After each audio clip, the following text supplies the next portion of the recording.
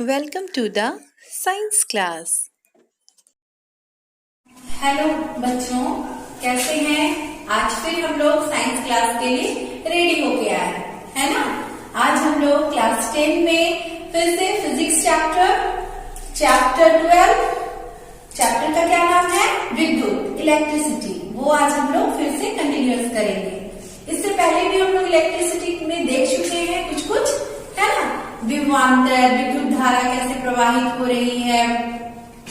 आज हम लोग उसमें एक मेन टॉपिक देखेंगे, ओम का नियम। ठीक है, आज हम लोग क्या देखेंगे? ओम का नियम। बच्चों, ओम का नियम, सबसे पहले इसकी परिभाषा हम लोग जानेंगे। नियत ताप पर चालक के दोनों सिरे के मध्य उत्पन्न विभवांतर उसमें प्रवाहित होने वाली धारा के समानुपाती होता है।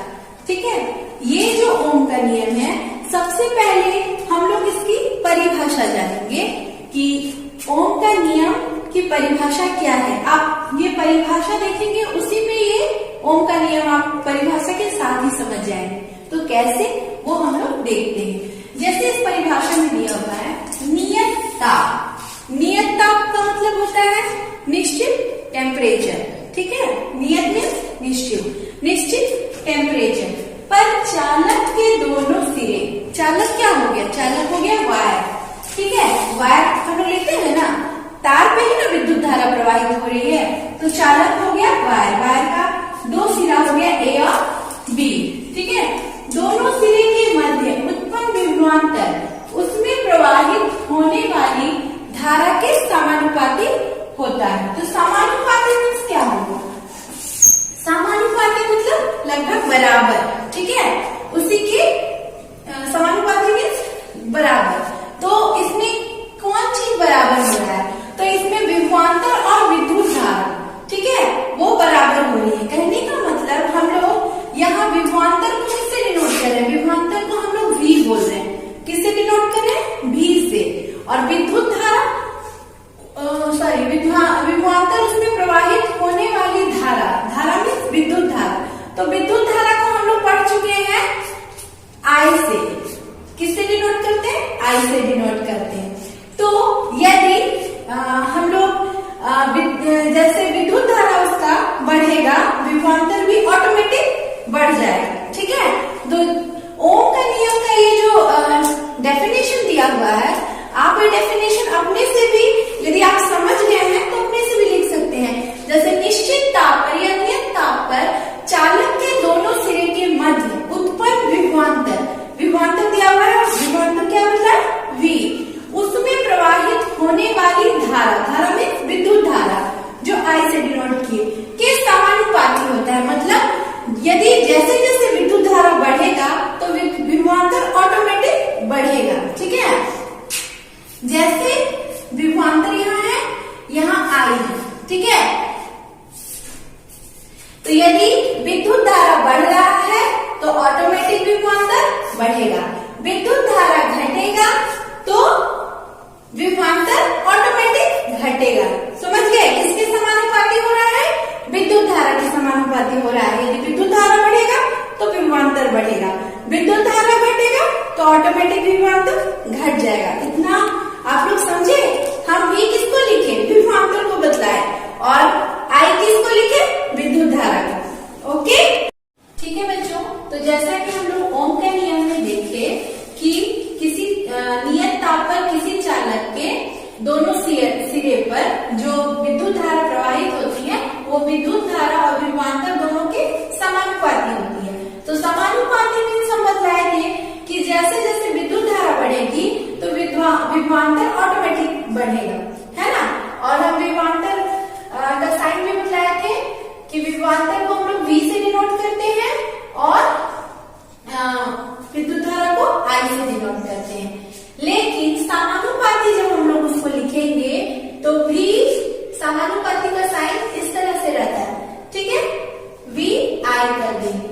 जब हमको ये समानुपाती हटाना है तो हम क्या लिखेंगे? V equal to IR। ठीक है, अब आप पूछेंगे कि मैम ये R क्या है? तो R साइन है प्रतिरोधक का, जिसे इंग्लिश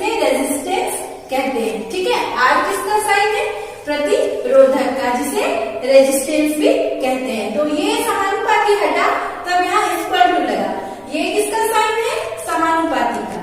ठीक है, समानुपाती मीन्स हम अभी जस्ट आप लोग को समझा चुके हैं कि समानुपाती जैसे किसी भी चालक तार पर जब विद्युत धारा जिस स्पीड में बढ़ रही है तो विभवांतर भी उसी स्पीड में बढ़ेगा, और यदि विद्युत धारा घट रही है तो विभवांतर भी घटेगा। मैं उम्मीद करती हूँ यहाँ तक आपको क्लियर हुआ होगा। अब हम लोग एक और क्वेश्चन है जो आता है आपके एग्जाम में, उसको देखेंगे। ओम का नियम प्रयोग द्वारा सत्यापन। ओम के नियम को प्रयोग द्वारा सत्यापन करना, ये क्वेश्चन आपका आता है एग्जाम में। उसमें आपको एक डायग्राम भी बनाना होगा। ठीक है, ये डायग्राम भी आपको बनाना होगा। ये जब मैं विद्युत धारा स्टार्ट कर रही थी उस समय मैंने विद्युत परिपथ के साथ आपको समझाया था। तो ये जो है डायग्राम, इसको विद्युत परिपथ कहेंगे। ठीक है, ये भी क्वेश्चन आपको आता है कभी कभी कि विद्युत परिपथ का आरेख खींचिए। तो आप ये विद्युत परिपथ का आरेख खींच दीजिएगा तो आपको नंबर फुल मार्क्स मिल जाएंगे। ठीक है, तो अभी हम ओम का नियम समझेंगे इस विद्युत परिपथ से। ठीक है, अब यहाँ पे देखिए, इसको देखने से पहले हम लोग कुछ संकेत और संकेत के नाम देख लेंगे। ठीक है, यहाँ पे देखिए, यहाँ पे आप सब देखेंगे कुछ मैंने संकेत भी लिखे हैं और उसके चिन्ह भी बनाए हैं। तो वो हम लोग थोड़ा सा देख लेंगे, उसके बाद हम लोग वापस वहां चलेंगे। ठीक है, बिना संधि के तार, यहाँ देखिए ज्वाइंट है कहीं पे, कहीं संधि मींस ज्वाइंट, तो इस तार में कहीं ज्वाइंट नहीं है, ये इसका साइन हो गया। ठीक है, प्रतिरोधक, अभी जस्ट मैंने समझाया था रेजिस्टेंस, प्रतिरोधक, उसका साइन देखिए यहाँ पे इस तरह से बना हुआ है। एमीटर, एमीटर को हम लोग ए करके लिखते हैं। देखिए मैंने यहाँ पे विद्युत परिपथ में किया हुआ है। ठीक है, वोल्ट मीटर वी, ये भी बना हुआ है आपका इस विद्युत परिपथ से। विद्युत बल्ब, आप लोग बल्ब देखे होंगे ना, 100 वाट का जो बल्ब रहता है, अंदर में फिलामेंट देखे, वो फिलामेंट ऐसे ही रहता है ना, बल्ब है उसके अंदर जो फिलामेंट है, विद्युत बल्ब। तो मैं उम्मीद करती हूँ ये भी आपको समझ में आएगा, आपकी बुक में भी है। आप लोग प्लीज एक बार बुक खोल के देखिएगा कि मैम क्या क्या समझाई है, और हो सके तो अपनी नोट्स कॉपी पे उसको जरूर बनाइएगा। ठीक है, ये जो साइन दिया हुआ है ये आपके समझने के लिए है। यदि आप इसको समझ जाएंगे तो विद्युत परिपथ बनाने में, उसके आरेख को बनाने में आपको किसी प्रकार की कोई परेशानी नहीं होगी। तो आइए हम लोग इसको देखते हैं। ये जो विद्युत परिपथ है, इसमें एक और क्वेश्चन आता है आप लोगों को कि विद्युत परिपथ तो आप बना लेंगे, लेकिन उसमें एक क्वेश्चन आता है कि समांतर क्रम और श्रेणी क्रम। ये क्वेश्चन बहुत से बच्चों के दिमाग में उठता है कि मैम ये क्या होता है, कुछ समझ में नहीं आता है कि समांतर क्रम क्या है, श्रेणी क्रम क्या है। तो आज आप लोगों के लिए मैं छोटा सा इजी सा ट्रिक बता रही हूँ कि दिमाग में सिर्फ एक चीज याद रखिए कि समांतर क्रम जो होता है ये वोल्ट मीटर, ये वोल्ट मीटर जो आप देख रहे हैं ना, इस विद्युत परिपथ में सिर्फ वोल्ट मीटर समांतर क्रम में होता है, और उसके बाद जितना भी इसमें है वो ये सब क्या है, श्रेणी क्रम है। ठीक है, ये जो बैटरी है यहाँ से जो आ रहा है ये सब श्रेणी क्रम में है। ये श्रेणी से क्या है ना, लाइन, श्रेणी में लाइन। ठीक है, लाइन से आ रहा है वो एमीटर हो गया, ये बैटरी हो गया, और स्विच हो गया, ये क्या हो गई, ये श्रेणी क्रम में आएगी। सिर्फ समांतर कौन है, तो आपका वोल्ट। तो वोल्ट कैसे देखिए, समांतर में जो इसकी दूरी है, इनके बीच की दूरी है, समांतर है, और ये ऊपर से जुड़ा हुआ है ना। आप देख सकते हैं इसके साथ ये श्रेणी है, ये नहीं है, ये ऊपर से जुड़ा हुआ वायर है। और लेकिन समांतर की परिभाषा क्या होती है कि इन दोनों के बीच की दूरी समान होनी चाहिए। तो समान है, ये वोल्ट मीटर आप अपनी कॉपी में कहीं अच्छे से लिख लीजिए कि समांतर क्रम में सिर्फ वोल्ट मीटर होता है, और श्रेणी क्रम में ये सारे श्रेणी क्रम में आएंगे। ठीक है, उसके बाद जो भी बचेंगे वो श्रेणी क्रम में आएंगे। तो मैं उम्मीद करती हूँ कि आप लोगों को ये समझ में आया होगा। विद्युत आरेख भी आप अपनी कॉपी में बनाइएगा, और जितने भी संकेत दिए हुए हैं ये भी बनाइएगा, और उसको याद कीजिएगा। ठीक है, मैंने वहाँ जो फॉर्मूला बताया है इसको भी देखिएगा, क्योंकि ये फॉर्मूला बेस्ड आपको न्यूमेरिकल क्वेश्चन में सॉल्व करने में आपको बहुत मदद मिलेगी, है ना, क्योंकि आप भी इसके आगे हम लोग कुछ न्यूमेरिकल्स देखेंगे। तो बिना फॉर्मूले के न्यूमेरिकल नहीं। ठीक है, ओके, ठीक है। उसके आगे ठीक है बच्चों, तो अभी हम लोग ओम का नियम ग्राफीय विधि द्वारा देखेंगे कि ग्राफ में हम ओम के नियम को कैसे दर्शाते हैं। तो आइए हम लोग वो देखते हैं। हम लोग एक लाइन खींचेंगे, ठीक है, एक लाइन खींच रहे हैं, यहाँ वी लिखते हैं और नीचे आई। आई किसको डिनोट करता है? विद्युत धारा, और वी विभवांतर। ये आप अपनी कॉपी पे भी बना सकते हैं यदि ग्राफ नहीं है तो।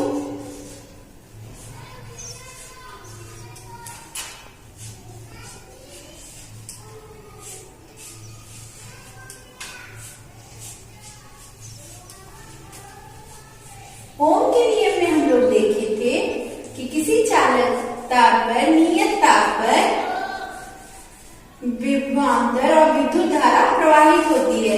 ठीक है, नियत ताप पे हम क्या बोले थे? निश्चित टेम्परेचर पे। तो जिस तरह यदि विद्युत धारा कम है तो विभवांतर भी कम होगा। विद्युत धारा की स्पीड यदि अधिक है तो विभवांतर की ऑटोमेटिक स्पीड बढ़ जाएगी। तो ये ग्राफीय विधि आपको दर्शाना है अपनी कॉपी में।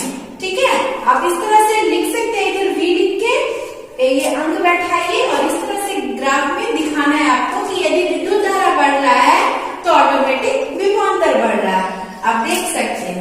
ठीक है, यदि विद्युत धारा कम है तो विभवांतर भी कम हो जाएगा। मैं उम्मीद करती हूँ ये आपको समझ में आया होगा, और कहीं कोई दिक्कत होगी तो आप फिर से पूछ सकते हैं। तो बच्चों, आज का ये चैप्टर मैं यही कंप्लीट कर रही हूँ, ओम का नियम वाला।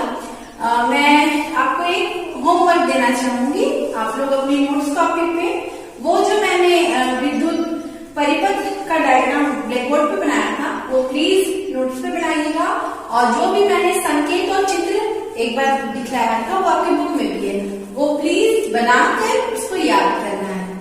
ठीक है बच्चों, आज के लिए